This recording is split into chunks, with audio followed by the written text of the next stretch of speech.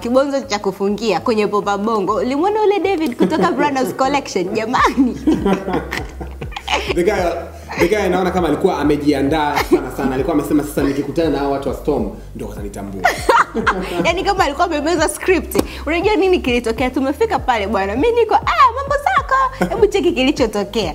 Now right now tuko na one of the brand ambayo it got my attention. Mambo zako.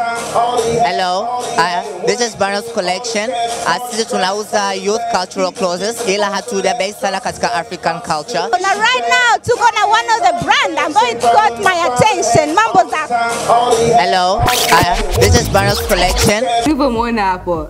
Yani unajua yani whatever nikiangalia na chekesha. Yani mimi nimefika tu pale mambo zako David's like yani kila kitu kashaanza.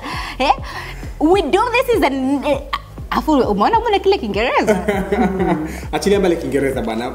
Kiingereza is nothing kwa sababu kimekuja na meli. Yeah. Kutiririka kule alikuwa amejiandaa muda mrefu. Mtu anasema sasa nikikutana na watu wa Storm sasa nitawaonesha what am I doing. Sio mbaya. Katumia fursa. Ruge anasema kamatia fursa.